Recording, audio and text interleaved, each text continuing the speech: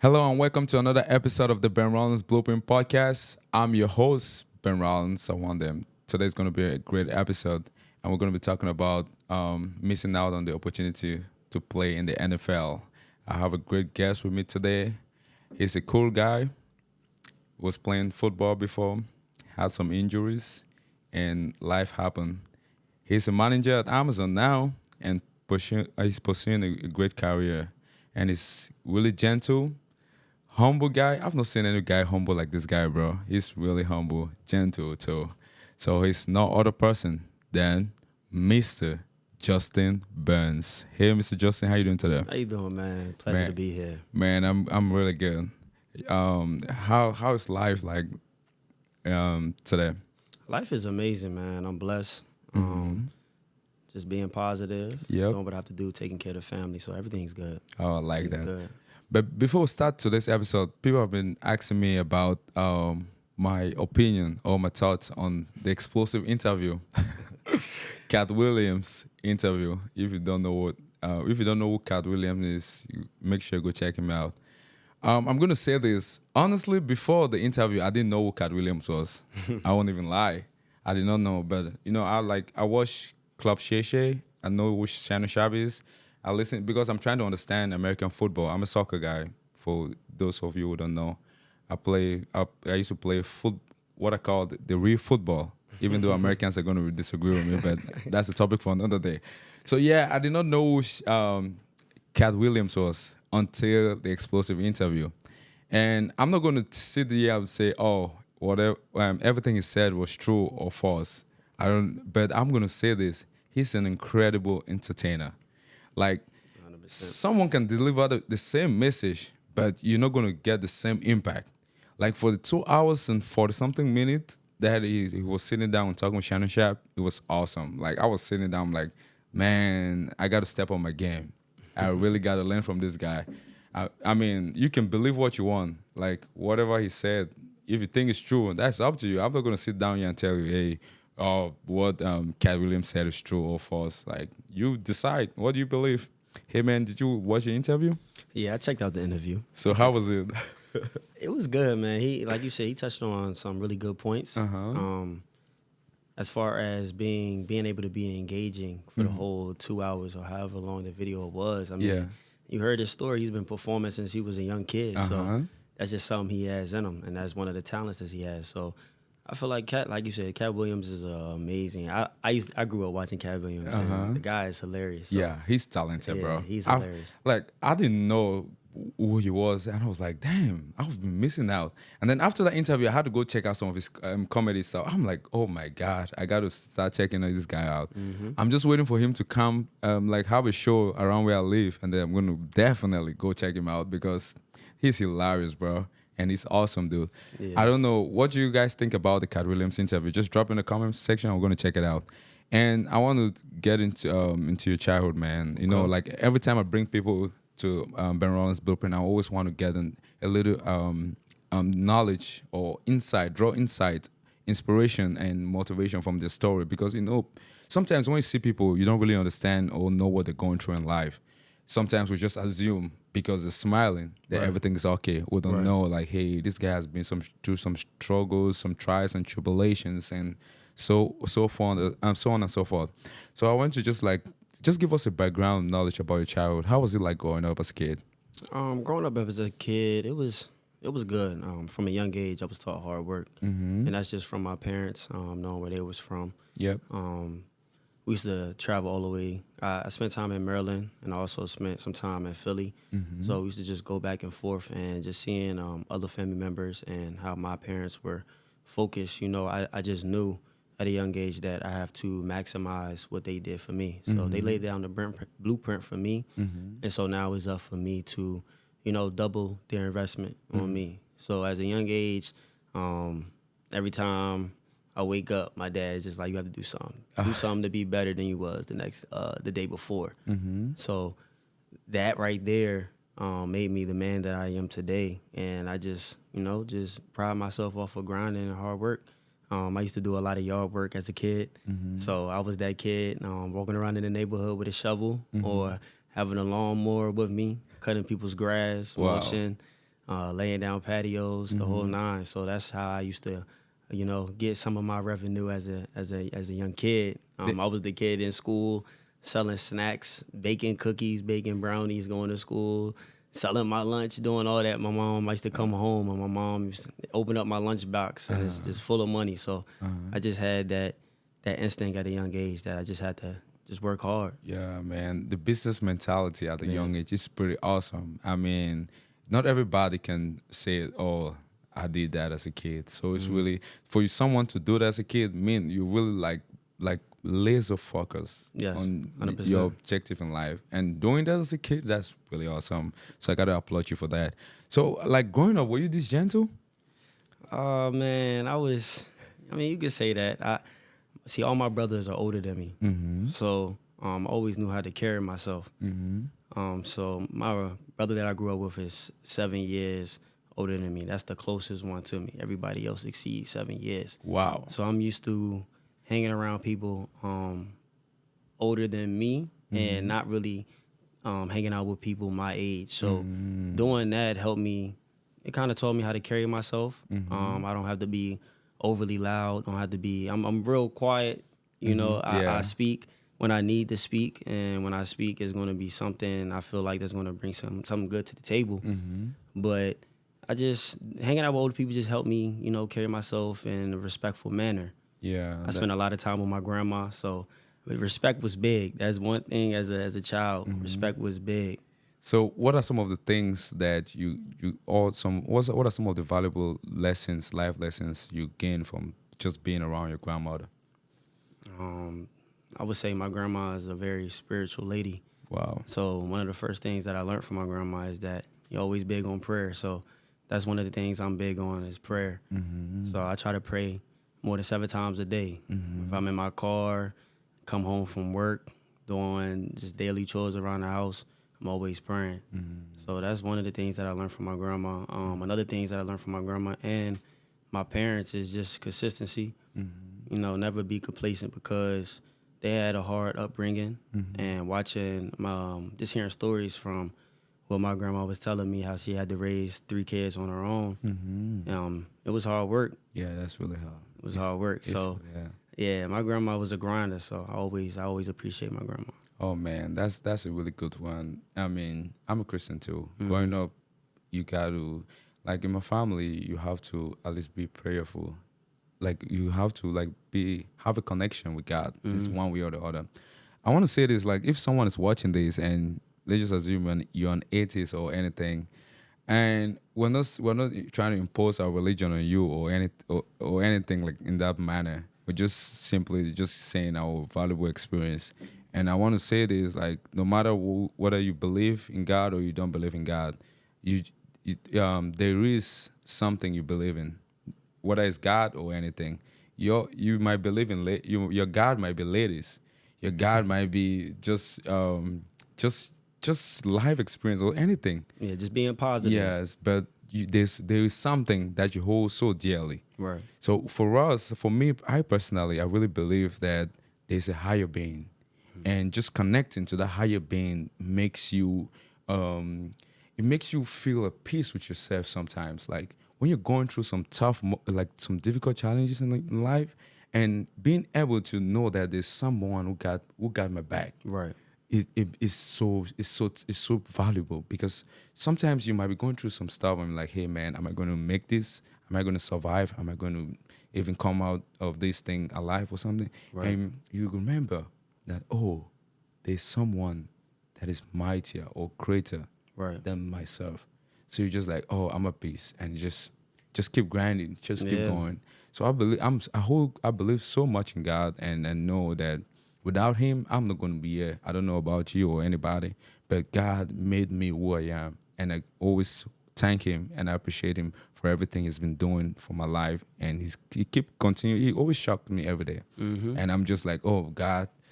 I just keep living the testimonies. Like, you have to, man. It's amazing. You have to, because sometimes life is going to present certain things in which another human might not be able to help you. Yeah.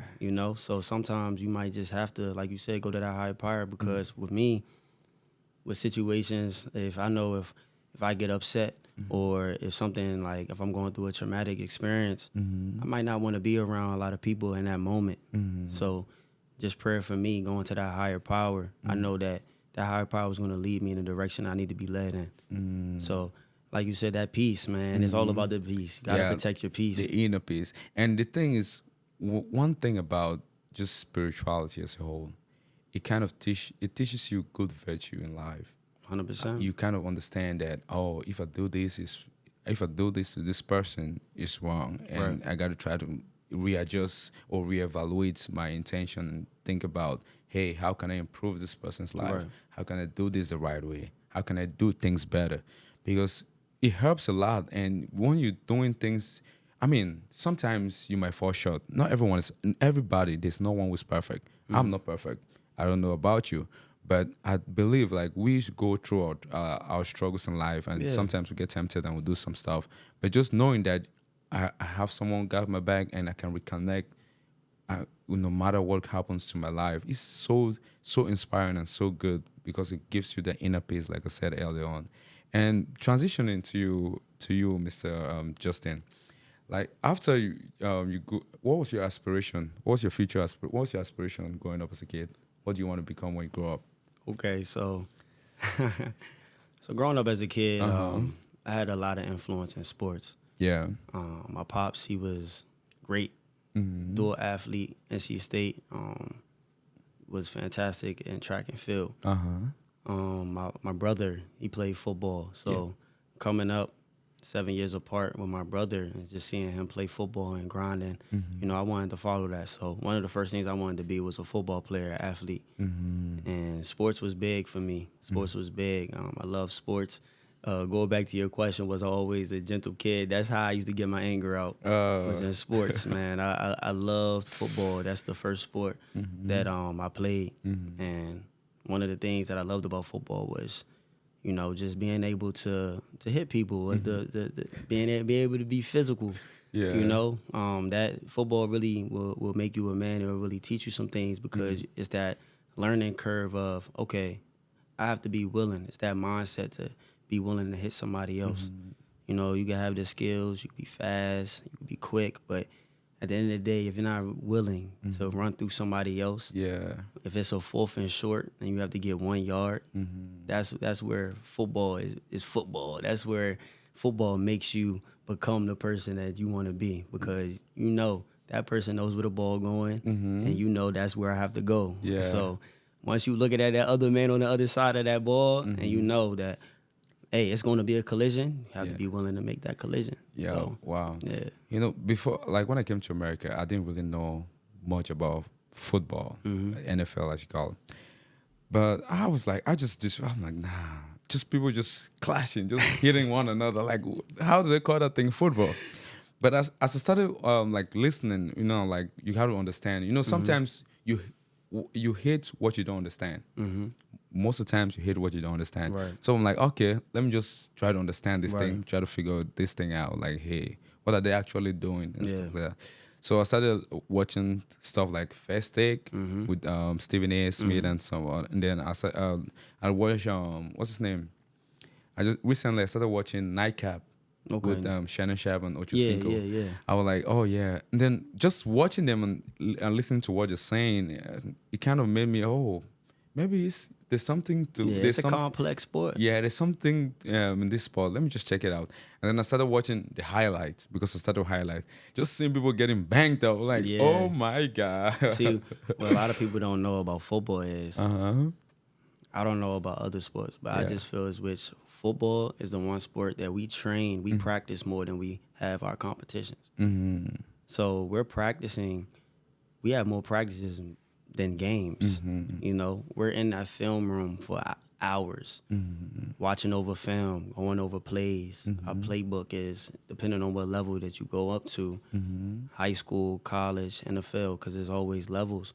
But we have to go through probably 100 to 200 signals, and within them signals, there's 3 or 4 plays in that. So it's a lot of communication that goes in with football, and a lot of people, they don't understand the X's and O's, because when they show up, they just they follow the ball, see people clashing, see people hitting each other. But when you're on that field, the amount of communication that goes into playing football it's a lot. Yeah, It's a lot. You think about if you're in a stadium with 100,000 people. Oh, wow. And we're using hand signals. You have to know how to do your job. And that's the one thing that I liked about football, because it taught you how to not only play your position but play your role within a team. Because I play safety, and with safety, we're the last line of defense on defense. So I have to make sure my defensive linemen understand what gap that they need to be, that which they own on each play. I have to give the calls to my linebacker on my side of the field as well as the corner. So if we're not on the same page, we're at a disadvantage. Yeah, for real. You know, so once we get on the same page, then from there is you have to execute that. If my job is to cover the flats, that's my job. Yep. Don't worry about doing the next man's job, because we have to have a sense of accountability and a sense of I can trust my teammate to be in that C gap, so I can understand that I need to do my flats.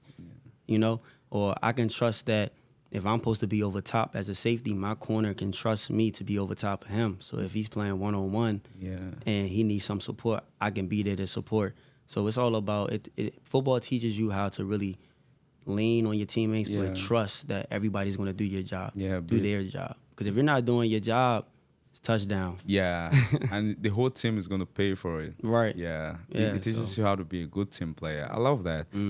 I mean, now that I'm understanding a little bit, I'm understanding football, it kind of gives me, I'm going to say I respect everybody playing football, because it takes a certain level of courage and strong mentality to play the game, because you got to be ready. It's a mindset. You have to be ready. It's a mindset. And they're going to hit you so hard that you'll be like, oh my God, what did I just get myself into? Yes. Yeah, and you always, I mean, I really appreciate you for like giving us that insight. And what made you seem like someone who's so passionate about football. What made you like slide out of the dream? I would say, so I played high school. I managed to get a full ride with the college. When I got to college, I had an amazing freshman season. I had a great time in college. Made a lot of great athletes. My teammates, I loved them. I love my teammates. Yeah.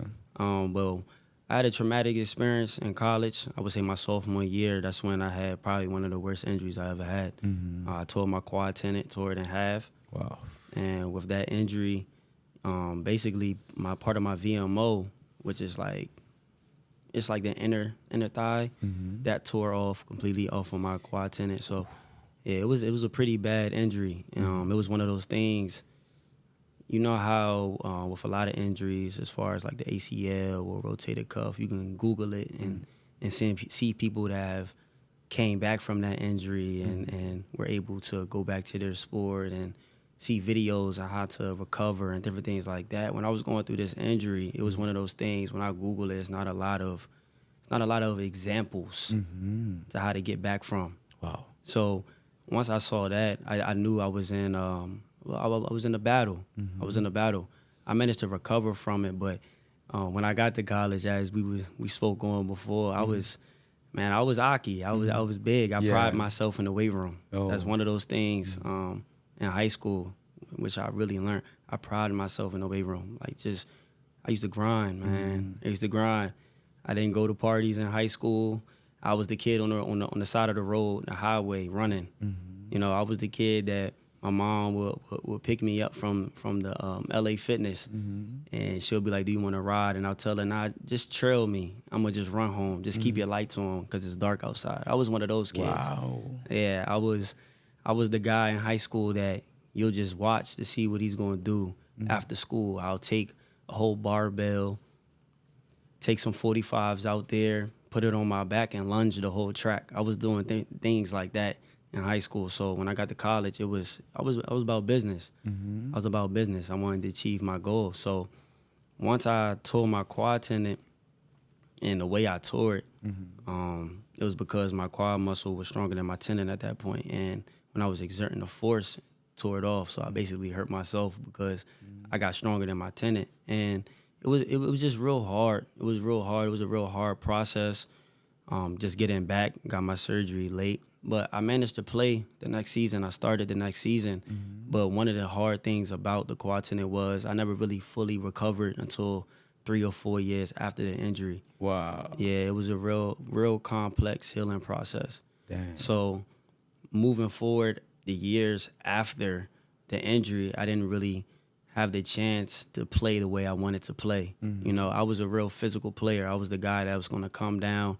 If it's mano y mano, I'm going to make that tackle. Like I'm going to hit you, and you're going to feel it. Wow. Yeah, so I was that type of player. So not having my quad and being, you know, limited in how I played, the fun out of the game kind of went out, because in my mind, if I can't play the game that how I want to play it, then I'm disrespecting the game. Yeah. And that's how I was looking at it, you know? So if I couldn't play the game 100% how I want to play it, come down, hit you, just be physical, then I just felt like maybe it's time for me to, you know, use my brain, because it's always good with options. See, a lot of people, when they play sports, they feel like that's the only thing that they can do. They feel like that they're stuck and trapped and they don't have any other options. I knew, and this is one of the things that my parents taught me, is that you have a brain, you know? So they took the same amount of pride that I had in football. I had the same amount of pride when I was in the classroom. So with my grades, I'm making sure that it's honor roll or above. I'm keeping my GPA over a 3.5. Wow. So I took pride in my education. So in the back of my head, I always knew that, okay, if football doesn't work out, you know, there is a plan B, plan C, and plan D. I'm going to use my brain. And in college, I was one of those, you know, my teammates is like, oh, you're not going to try to go to the league. You're not going to try to do this. You're not going to try to do this. To them, it was, oh, man, like, life is over. And no, I have a brain. Life is just beginning. I have different skills that I've been working on, and football teaches you a lot of life skills. So to me, it was more of like, this is a new beginning. You know, I'm just embarking on my journey. So I was disappointed just about like the sacrifice that I put in to get to the level that I was at. At the same time, I was like, you know, now I can put this amount of work ethic and time that I was putting in football, I can put that in other things and still be successful. So I never felt like it was, oh man, like everything is over, and I was never down about it. I was excited because I knew the skills that I'm bringing to the table. Oh man, like you the sky's the limit, you know. So I always took pride in that. So yes, I made a decision to stop playing football because of that, to stop my process of going to the league. But I'm not down about it at all, man, because I know I have a bright future. Yeah. I have a bright future. Man, I can definitely tell. You know, like you said, if it was somebody and this situation happened, the person was going to be like, oh my God, my life is coming to an end in front of my very own eyes. Yeah. What am I going to do? But I know, like you're saying, you got to use your brain and like move forward and do some other thing, make sure you have options and stuff like that. But I want to believe that you didn't just make that decision in a split second. Like when you had the injury, were you thinking about the possibility of still going to the NFL? 100%.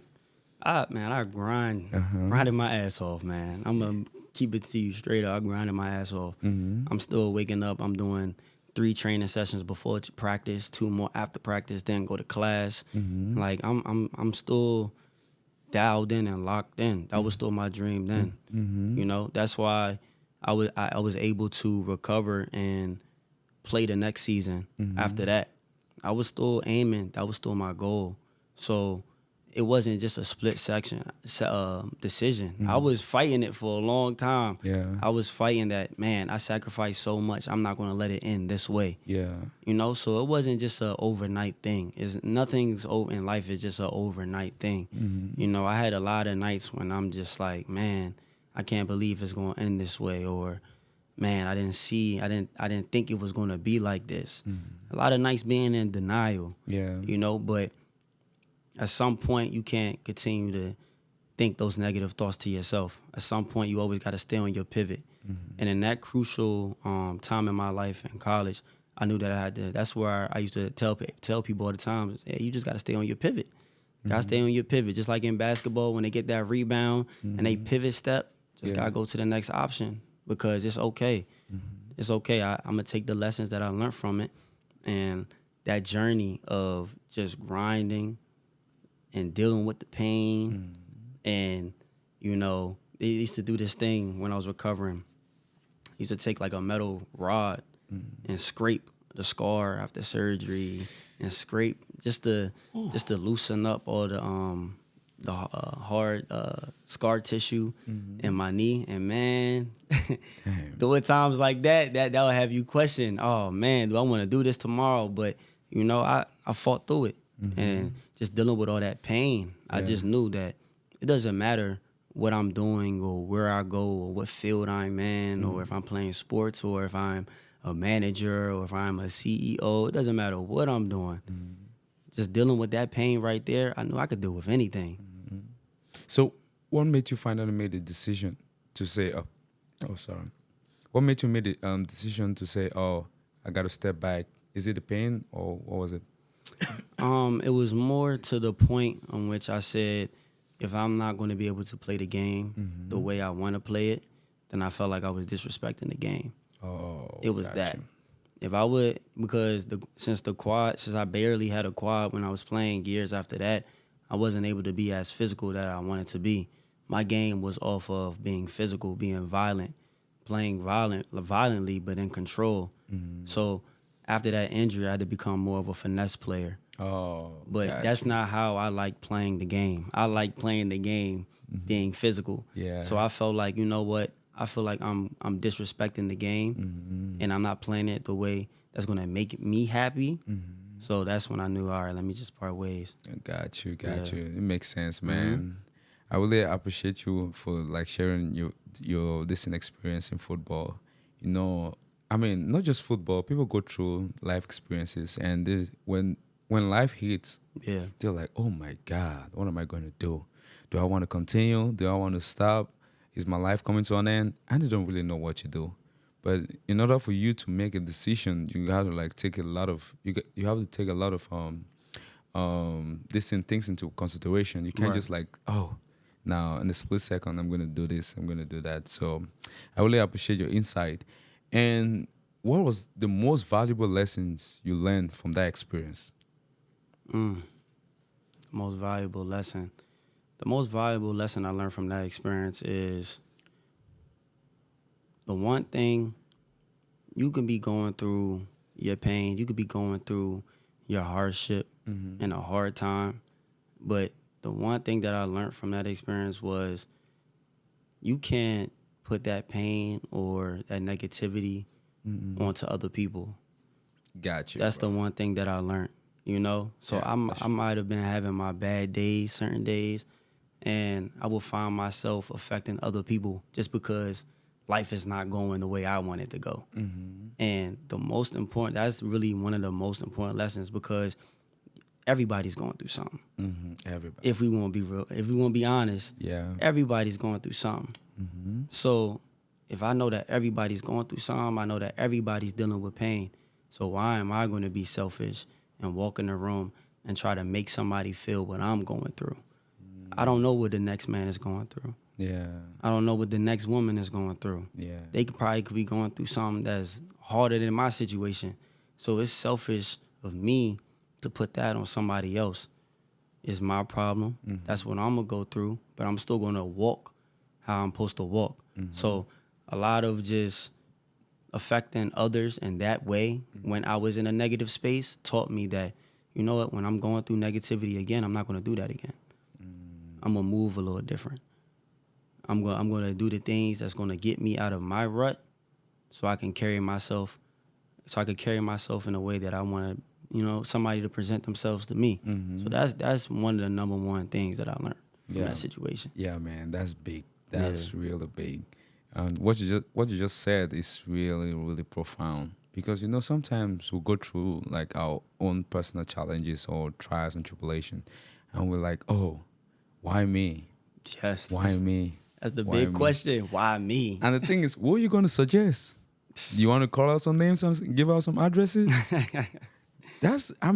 Sometimes we think like, oh, I don't got to be going through this thing. Yep. I've put in a lot of work in order for me to go through this challenge or through this trial and tribulation, this guy has been lazy, and he's getting this opportunity when I'm not getting it. And sometimes you just gotta like lay back and say, hey, there's more to life than this. What can I do with my life? Am I valuable, or am I just a one time or one thing guy that you just, if this thing don't work out, I'm gone. You gotta do some self-reflection and like, hey, even though I'm going through these trials, this tribulation, who am I going to become after dealing with this? Yeah. And once you have that perspective or that mindset, it makes you strong. And when you're going through that thing, you're like, oh man, it's just for a season. Like during the summer, you don't throw away your winter clothes. And during the winter, you don't throw away your summer clothes. Because you know that summer is coming. It's coming up. You know winter is coming up. Yeah. Why don't you treat your trial and tribulation with that same mindset and the same mentality? Like, hey, I know summer is coming up. Now it's really cold and this winter time. Right. But summer is coming up. If you just have the mentality and that mindset that, hey, it's just for a season, it's just for a while, it's going to be better sometime. Yep. I don't know when, but it's coming. But when you go in with that mentality and that mindset, oh my God, man, you're untouchable. Yeah. When anything hit, you're like, damn, how can I get back? Get back on track. Get back on track. So, man, what you said, man, that's really profound. I really appreciate you for saying that. And I want to go through mental health because mental health is really a big topic today. I, for one, I'm going to say this. When I came to America, I mean, in Africa, we don't really, mental health is not really huge. I'm going to say that for a fact. And I know some people listening to this will know me when I came here, especially when I started working at Amazon. They'll be like, Benrolins don't believe in mental health. Benrolins don't believe in mental health. I mean, I would not say that, but I'm going to say, like, in Africa, we know mental health is not really a big thing that people really talk about. Sit down and talk about, like, hey, this, like in America, it's big. It's big. So when I got here, I'm like, oh, I'm listening to this. I'm like, what the hell is mental health? Everyone is just thinking, I got to go to a therapist. I got to go talk. I'm like, oh my God. Why do I got to go sit down and talk to somebody about my own problem when I can solve it? Right. So I'm not really big in mental health. So I want to get your valuable insight. So going through the football experience and like what was going through your mind and how was your mindset?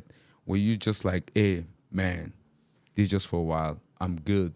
The future looks bright. Or you were like, oh my God, life is coming to an end. What am I going to do? How is my future going to look like? Oh my God. Oh my God. What was your this thing mindset like? So to answer this question, I'm gonna take you all the way back to high school. So my quad tendon injury wasn't the first injury that I had. It wasn't the first surgery I had to go through. Yeah. I broke my leg in high school and I broke my foot in high school. I had 2 surgeries on my foot. So I already had experience going through something traumatic and going through pain and going through things like that.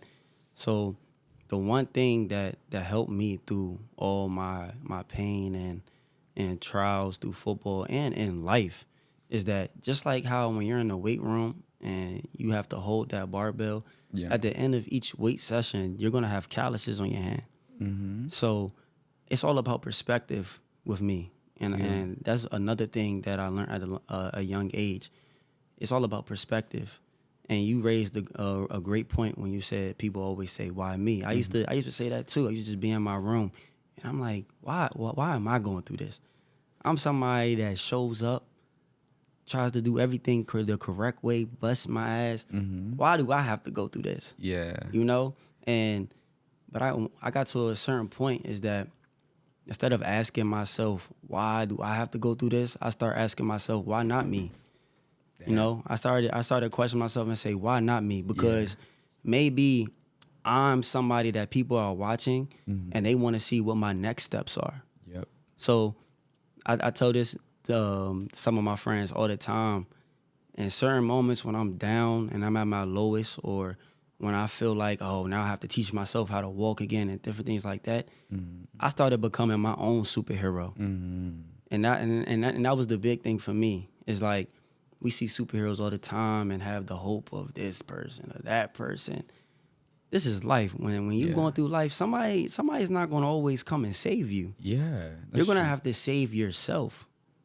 You know, so once I knew that I had to be my own superhero, okay, if I'm going through something, I might give myself a day.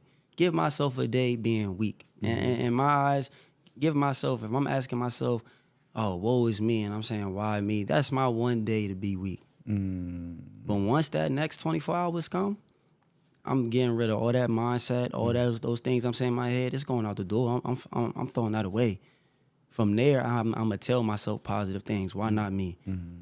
It's happening in my life because I know I'm capable enough to get through it, and then I'm gonna show people how to get through it. Yeah. And then when I get through it, I'm gonna tell them, this is how you do it. Yeah. You know. So instead of having that why me mentality, it was let me be my own superhero. Yeah. Let me prove to myself why I'm supposed to be here. Because I'm here for a reason. Yeah. And it's really that competitive nature. You know, you just can't be competitive when everything is going perfect. Yeah, that's true. Just like boxing, everybody has a plan till they get smacked. Bang. What are you going to do when you get smacked? Yeah.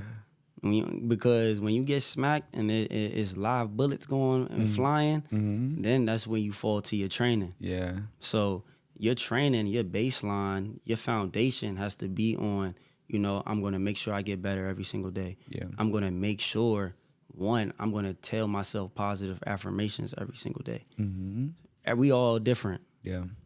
What you have to do to make sure you're in the clear mental space might be different from me. Gotcha. And what I do might be different from other people. But what people have to do is find what works for them. If music puts you in your zen and puts you in that positive state, listen to music. That's true. If meditating puts you in that positive thing, meditate. Yeah. So what I had to do is, instead of focusing on what's making me upset, what's making me sad, what's making me angry, I had to focus on what makes me happy. What makes me, you know, a clear mind so I can make a smart decision even through a hard time. So once I start focusing on different things like that, like meditation was one thing for me. I was meditating in high school, just clear my mind space. Let me clear my mind space for 30 minutes or to an hour. And then when I'm back, I'm back. That's really just training your brain. I'm not thinking about anything right now. So then when I'm doing a task, it's just I train my brain to eliminate all my thoughts for that 30 minutes. Now, if I'm doing a task, I'm going to be fully invested in it because I know how to snap my brain and be like, let's focus on this task. Got you. You know, so just doing little things and paying attention to myself and what helps me, that helped me be in a positive mental state. So when we talk about having a good mental health, that's what people have to do. Pay attention to yourself. Yeah. We pay attention to everything else. We on social media all day. Yeah. We paying attention to all the celebrities. Yeah. We paying attention to the next man, what this person saying, what this how this person looked at me, why this person do that. We pay attention to everything but ourselves. Because when you don't pay attention to yourself and you in a hard time and you just like, I don't know why I'm feeling this way and I don't know what to do, it's be unacceptable because you're with yourself 24/7. Yeah, man, you so seasoned. You're brilliant. Everything you said is just on point, man. I'm taking notes right now. So I want to get back to the point you just laid out right now about being your own superhero. Yeah, that's so like that's a valuable insight because sometimes when you're going through like life experiences or trials and tribulation, and you like, oh my God, how did I get myself into this point where I don't really know what to do? Sometimes when something hits you, you're like, damn, what am I going to do? What's the next step? You don't even know the next step. Yeah. And if you have the mentality like, how can I be my own superhero? That's going to put you on another level. 100%. Because now you're coming from a point of view like, hey, this is a challenge. Yeah. So how am I going to get out of this challenge being victorious? Right. And once you see that from that perspective, it puts you in a really strong mindset, and you're going there. You're going in that situation as someone who want to be a victor. You want to be victorious at the end of the challenge. And sometimes in life, it's easier said than done. We can say this, but some people will be like, oh man, you just saying all this your positive mental attitude thing, or you just got to be positive, positive, positive, positive. Or do say some positive affirmation. And I've done that thing, and it does not work. I don't believe in it. If you're one of those people saying that right now, I want to tell you something. Just the fact that you're saying that means you did not go in with the full belief that, hey, this thing works. Yeah. You're just like, oh, let me just kind of try this thing out. I've been hearing people just talking about it. Oh, let me just try it. Man. Yeah, this is like, oh, let me just try it out and see what goes. And when you go in, you're not committed and you don't believe, and like the results you're going to get is just like, hey, it doesn't work for you because you're not believing. Because the moment you believe and you put in effort that, hey, I know this thing works, I want to see the results, and I believe in myself. Do self-reflection and meditate. Like you said, meditation is it's a big thing. And sometimes people don't really meditate because they don't really know how to do it. But I, for one, I'm not going to sit down here and say I'm an expert when it comes to meditating, because I am still learning. I'm still in the process of getting to the different levels of meditation. But I can say I'm not even in the base yet. I'm still below. But that's the beauty of it. It's just journey. Yeah, just the journeys. But I'm enjoying it. But with the reason why I brought up meditation, because sometimes in life, you really need to sit down and have a moment with yourself, and no noise, no phone, nothing. Just think, how do and then start asking yourself questions. I don't know how people meditate, but for me, I always try to ask myself questions. I'm like, where do I see myself in the next 10 years? Am I living my dreams? What are some of my values? What are some of the things I really value in life? I start asking myself those questions. I'm like, hey, what is it going to take for me to get to the life that I really desire? Yeah. The life I really want, the life that is going to make me proud of myself, and the life that's going to leave an impact to my generation. When I start thinking about that stuff, it makes me like, it expands my brain, because now I'm looking at things from a different angle, different perspective. And when a challenge hit, I'm like, man, I know. Like when you're meditating, you kind of feel like insightful. Yeah. The moment you get a challenge, you're like, now I can handle this. Yeah. You just come from nowhere. Like I know how to handle. I can. If I don't know the exact procedure or the exact steps to take, but I'm going to figure it out. Yeah. You come with that mentality because you're at peace with yourself. Nowadays, there's a lot of they're trying to get our attention everywhere. You're driving your car, you see all the posters like, hey, all state, all this stuff, and then you you get home, you turn on the TV. There's so many ads. There's so many things. A lot of distractions. You hold your phone, Instagram, Facebook, everything. Everyone wants your attention. Everybody wants your attention. And when you're just scrolling through life, you're scrolling through life, you don't really have time for yourself. You kind of realize that you're really behind when it comes to understanding who you really are, the essence of life. But when you do meditate, I mean, if meditation is not for you, I mean, find something that works for you and do it. Yeah. By all means, just do it. Yep. Reflect on yourself and see how you can positively impact your life. Before you want to think about impacting another person's life, you got to start with yourself first. Because if you're not strong within, there's no way you're going to create a valuable experience for another person. Right. Because it got to come from within. You can fake it, but definitely they're going to figure you out. But when you come from within, there's an African proverb that says, like, the enemy within is more stronger than the enemy outside. You can conquer the enemy outside, but the one within is tough. Yeah. It's tough. You can fake it all you want, but at the end of the day, when you close your door and you're in your room, you know, you're like, oh my God, are you happy? Are you fulfilled? Or you're thinking like, hey God, what did I get? Oh my, what's life? You're making a lot of money, but you don't know yourself. You're just scrolling through life like, hey, I don't know. I'm still trying to figure things out. Yeah. You can't figure things out if you don't reflect and spend valuable time with yourself, man. Mm-hmm. So I really appreciate you for giving your valuable insight when it comes to mental health without being controversial. Like some people are going to say Benrolins is controversial. I'm not, but so I want to ask you, man, how do you handle your challenges? How do you handle struggles and your challenges? So, to answer this, I'm gonna take you back to my childhood again. Uh-huh. So as a kid, I was big on like history. Yeah. I'm a nerd for history. Uh-huh. And I used to study generals. Yep. I used to read books like the Art of War by Sun Tzu. Mm-hmm. Just to study many great generals around the world and just see how they carried themselves, how they led people, Yep. how they prepared for certain situations. I used to read books on Navy SEALs and Oh, yeah. different things like that. And what I learned is those good things, those good qualities that you have to set up to prepare yourself, prepare your mindset to deal with those struggles. Yeah. You have to be consistent in doing those things. Mm-hmm.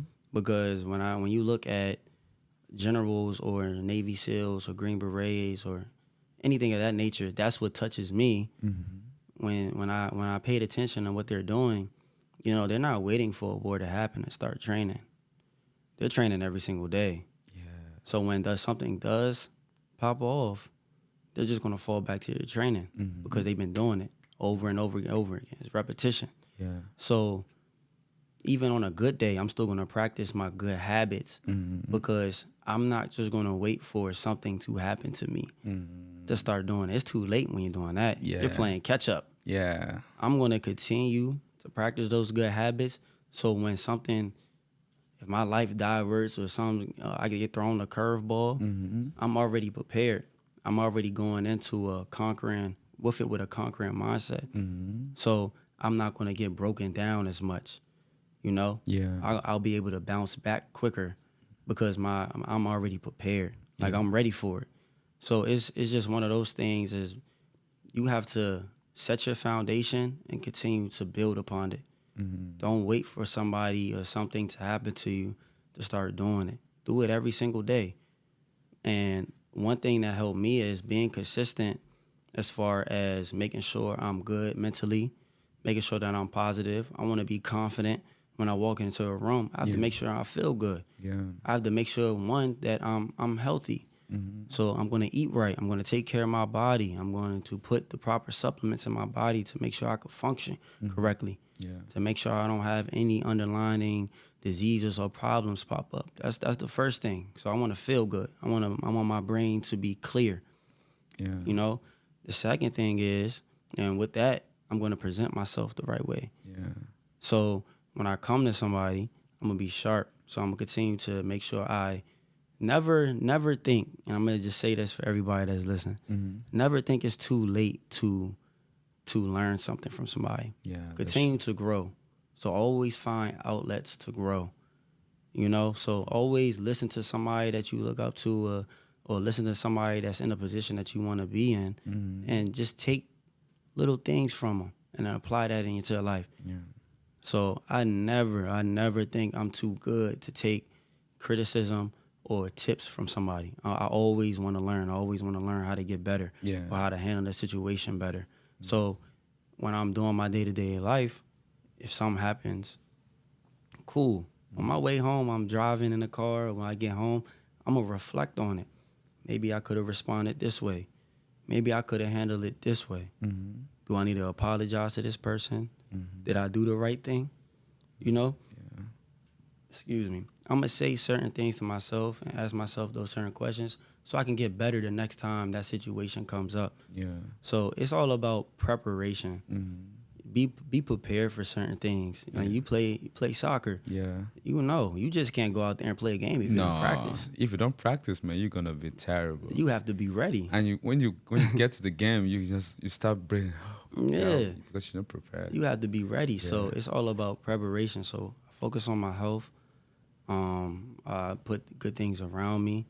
I study different things that I'm into. I study. I read books. I just want to learn more information and bring that in to see how I can make myself a better man.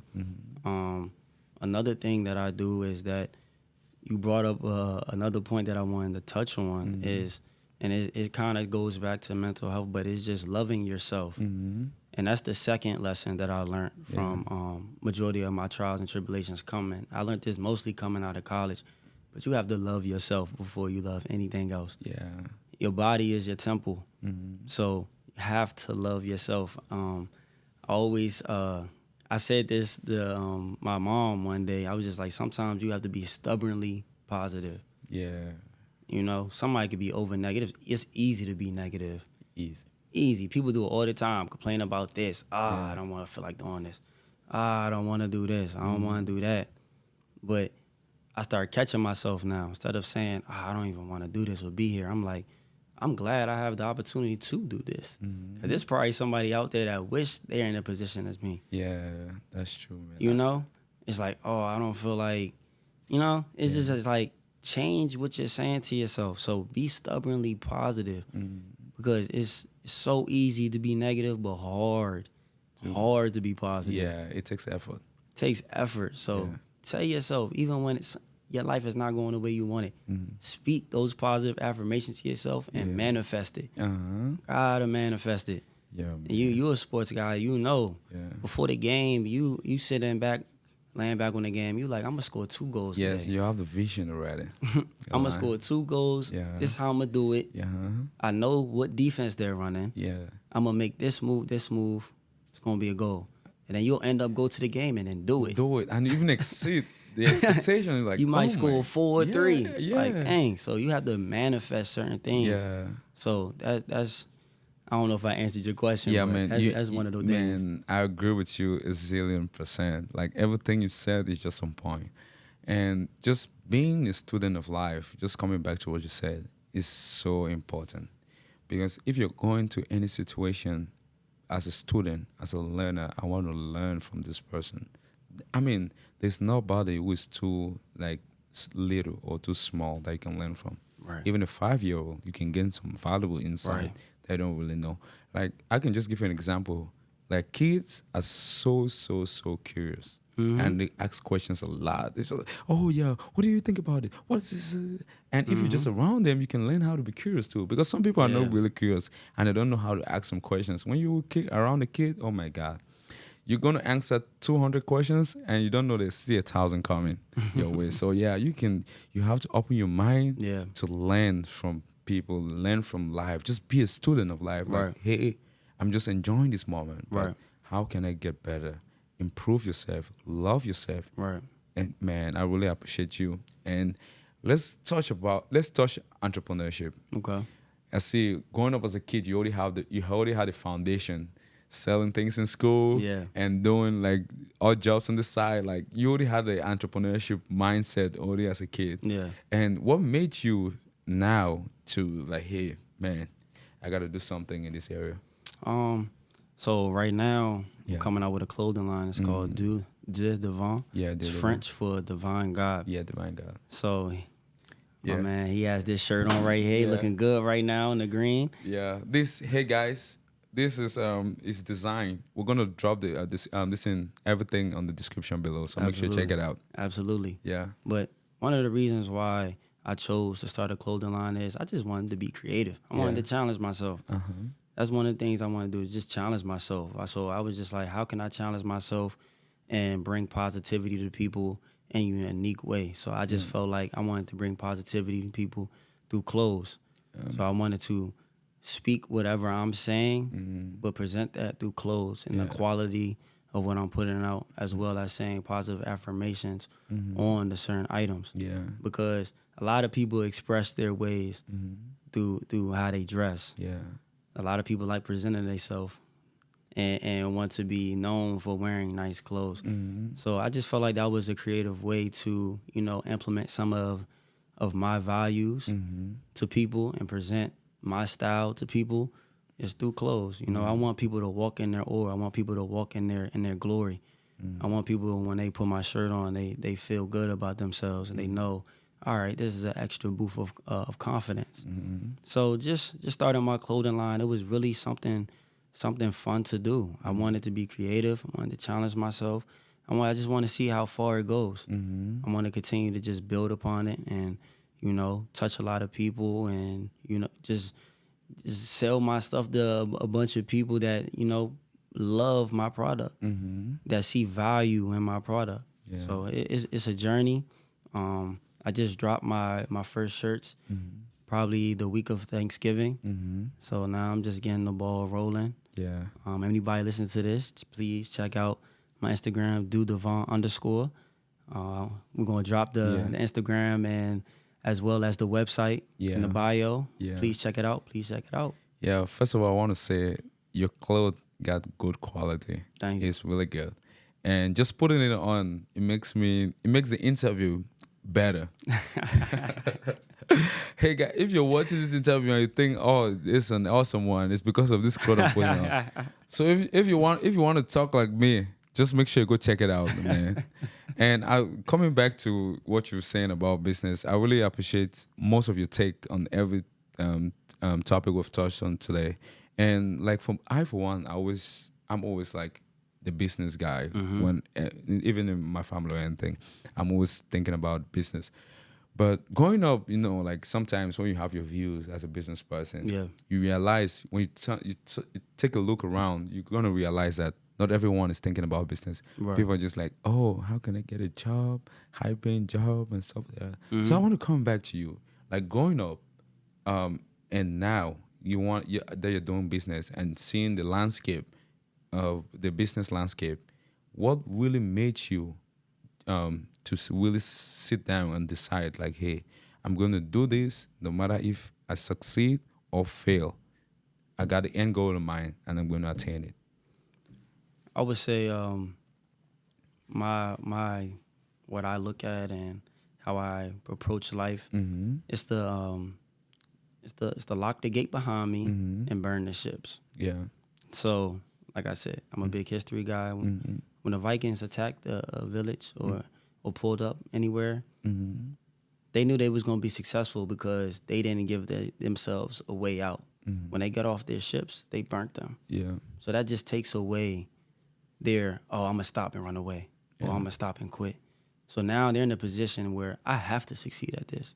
So with this clothing line is that, yes, I'm embarking on it. And I'm just having fun with it. But at the same time, I'm going to invest in it, and I'm going to do it the right way. So I'm locking the gates and burning the ships behind me, and I'm not going to stop at any cost. It's going to be trial and error. Yeah. I'm going to put something out. If it doesn't hit the way I want it to hit, I'm going to go back to the drawing board until it does hit. Yeah. So where do you see Dio Devon in the next 10 years?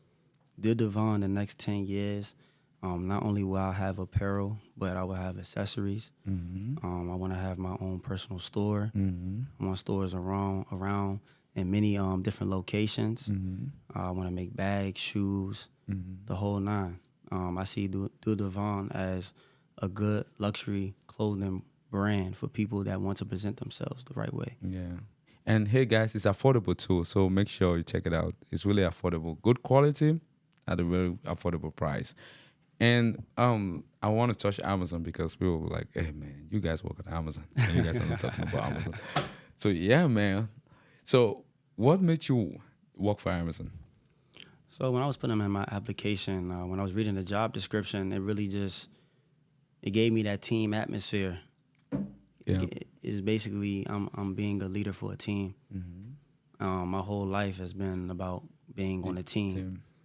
Even when I started playing football, for a little bit of time, I was a strength and conditioning coach for my university. Yeah. And I was leading different teams and putting them through different things to prepare them for their competitions. Yeah. So when I read Amazon's job description as a manager, it really just took me back to that. I have to build my team up. I have to make sure, train everybody, make sure they know what they're doing, interact with them, build good relationships with them. Yeah.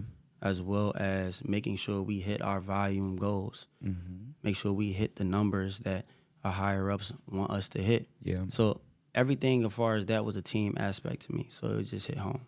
Oh, wow. I like that. I like the team mentality because teamwork makes the dream work. Absolutely. And what were some of the things you were like expecting to see in Amazon. No, like Amazon, big name, $1 trillion company. Yeah. I'm going to the big fish. I want to go Yeah. see how it is. So what was some of the initial shock when you got there? Like, oh my God, I didn't expect this. The main initial shock when I first got there was how much volume our building is producing a day. Yeah. You know, in my department alone, just in a 10-hour shift, we're producing over $2 to $3 million of amount of volume a day. Yeah, that's crazy. A day. Yeah. You know, so it was like getting the keys to a space shuttle, because now somebody's trusting me to make sure we push out $2 to $3 million worth of volume every single day. Yeah. So now I have to make sure this gets done or exceed that. So I knew that I was going. I knew that I was going to see a lot of volume, but when I got there, I didn't know I was going to see that and that as like that. I didn't think I was going to see that much volume, because it's a lot. Because you think about it, okay, Amazon train out a couple, but you don't know what comes into that. Yeah. You don't know what they have to do to produce that. So actually seeing it for yourself is just like, wow, this is a challenge. Yeah. I mean, what are some of your the challenges you face as a manager? The number one challenge that you will face as a manager is depending on how many people that you're managing over, but it's building trust and dealing with people. That's the number one challenge. And I say that because if you're not able to adapt and able to build connections with different type of people, it's going to be hard for you. Yeah. If you're not able to communicate with to over 200 people on a day-to-day basis and deal with their problems and make them feel like you value that, because you have to value that, then that's going to be a challenge for you.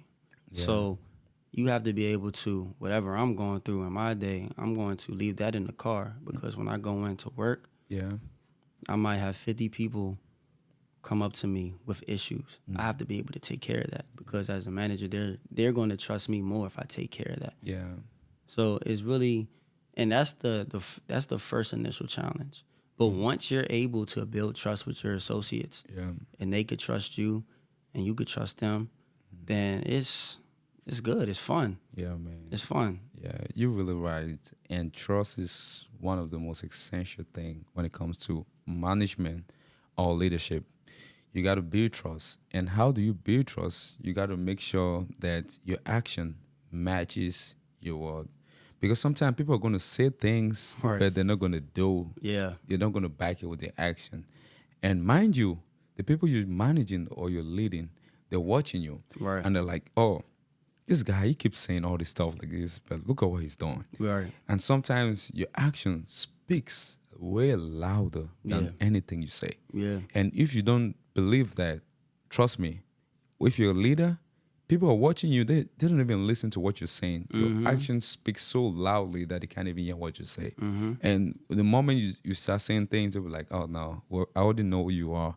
So be earning trust. Trust can be built in 5 years, and you lose the trust in a split second. Yep. Like split seconds, you lose the trust. So it's not all about building trust, but how do you maintain trust? Yeah. Because you have to be in the mode where you're just like, hey, I'm here to help, not just help this person, but I'm trying to take away the barriers to let this person do this thing effectively by themselves. Right. I don't want to be here every time for this person. I want to make this guy self-sustain himself, or the lady self-sustain herself. Right. So that way they're empowered and you know, like, hey, if I'm going to this thing, bam, I'm going to get this thing done because I got some valuable insight from Mr. Justin. And when you build that atmosphere or that you build the environment like that with that mentality and this thing perspective, it makes you really impactful. Because I'm going to say, like, working at Amazon, I realize, I'm going to say this, I'm not going to include you on this one. I'm going to say this, working at Amazon, I realize that there are a lot of people who are just political. They just want to do everything for the spotlight. Yeah. The moment they see someone who is higher than them is watching, they're just like, oh my God, how can I do to just get the spotlight? And mind you, sometimes I'm going to say 80% of the time in Amazon, it works. Just doing it for the spotlight. Yeah. It works. And now the culture has just been built around like, hey, just every time, don't walk ahead. Don't try to be a true leader. Don't try to be a good manager. Just wait until you see an opportunity to just get a spotlight, bam, and you get it. All of a sudden, you are an expert. And someone who is grinding, most of the times, don't get the reward for the grind. Yeah. And that is so sad. Yeah. And in the culture where politics win, that culture is dying and the Yeah. values are dying. But in a culture or a company where vision succeed, where hard work strives, that's where the future lies. Because any company can be super big. Yeah. Any company can be big as heaven or earth, but there is no company too big to fail. Right. And if anyone is watching this, you're working for a company or you have a company, start asking yourself, what are you doing to make your company better? What are you doing to improve your environment? What are you doing to make sure things move towards the right direction? Are you just there for the spotlight? I mean, you can get the spotlight for a second, but is that going to sustain you? Sometimes your failures and your weaknesses, your flaws are going to show.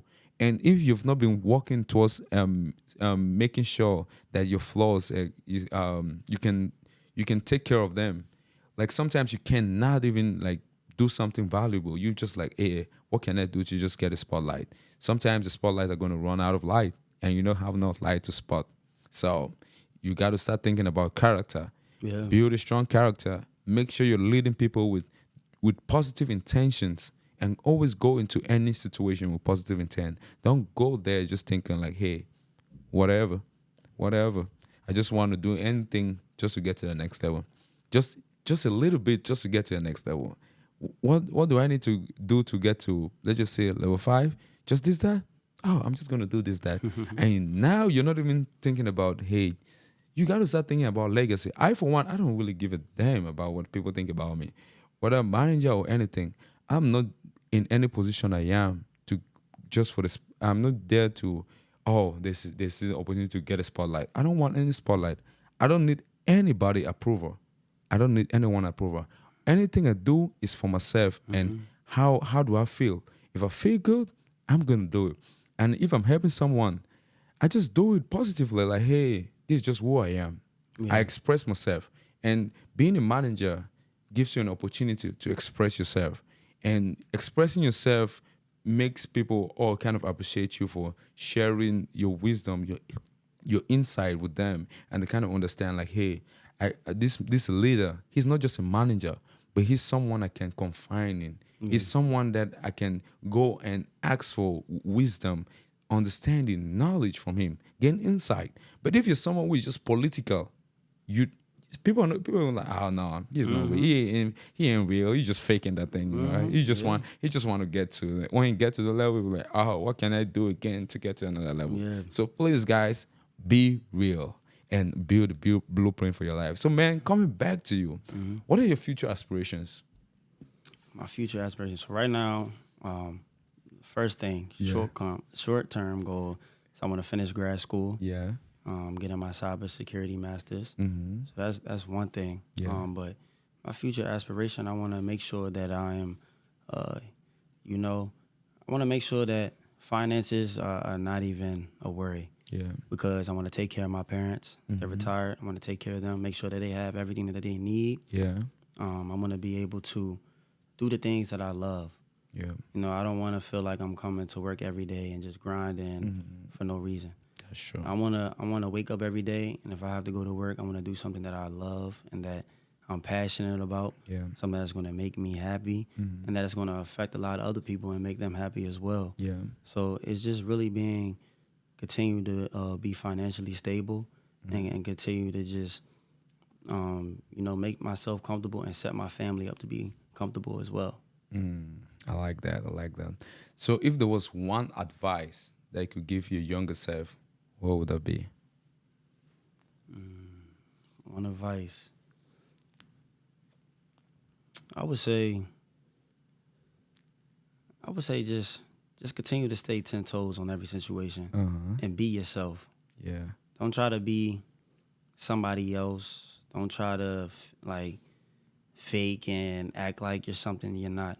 Be yourself. Stand true to your values. Yeah. You know, because there's going to be a lot of distractions out here, and especially once you start getting around people, people going to they're going to want you to move like them, want you to act like them, want you to make the same decisions as them. And if they're making wrong decisions, don't be like them. Like, have your own mind. Think for yourself. Ask questions. Don't just go along with the crowd. Like, step back, understand who you are, and carry yourself the way you want to be, the way you want to be seen. Yeah, man. So just be yourself. That's one thing. Be yourself. Yeah, that's so good. Oh my God, I just saw the time now, man. This is one of the fastest episodes I've ever had, because this guy have been dropping bomb after stuff after stuff, like insightful things, man. This is one of those episodes that you just gotta share. Just make sure you're sharing it with your loved ones, friends, anybody, even someone who consider you an enemy. Just send it to the person like, hey, you're going to get something inside here. Maybe at the time, after you listen to this episode or watch it, we might be friends. Yeah, so make definitely. sure you check it out, okay? And is there anything you want to say to my audience before we wrap the show? I just want to say one thing. I appreciate you for having me on here. Yeah, for nothing, man. It's been a pleasure, man. man. It's been a pleasure. To the audience, definitely share, subscribe. This is an amazing podcast. Yeah. It's an amazing situation, and your future's bright, man. Man. Your future's bright. I got to come on again, man. Your future's real bright. Yeah, I'm going to bring you again very soon. We're going to definitely run it again, because the time just went by so fast. I can't believe it. And thank you. First of all, I want to appreciate you. Thank you. I appreciate you for coming, and I really thank you for everything you said today was really on point, and I really appreciate your valuable insight and sharing with my audience. I know they're gonna gain some really, really insightful wisdom, and I know they're gonna share this show. They're gonna share with their friends, their loved ones, and their family. So I just want to appreciate you. Thank you, and I know your future is bright. You said my future is bright. I thank you for saying that, but yours, man, the sky is just a starting point for you. So let's get it started. And hey, guys, this episode just came to an end, and I just want to thank you guys for everything you do in the family, sharing our shows, subscribing, and leaving down a comment on the comment section. If you've not written any comment in the last 2 episodes, please do. We want to get your thoughts. We want to get your thoughts, your ideas, your suggestions. Anything we said that you don't agree with, anything we said that you agree with, drop your opinion or your thoughts in the comment below, and we're going to check it out. Make sure you're liking the video as well. Share. We can't ask for more, but thank you very much. And I just want to appreciate you. Our channel is growing. I can say we're one of the fastest growing shows, and it's thanks to everything you do. We got 274 subscribers the last time I checked. That's really impressive. And we have over 20,000 views in less than 2 months. So thank you very much. Let's keep up with the hard work and enjoy yourself. Benrolins Blueprint comes to an end. See you on the next episode. Thank you.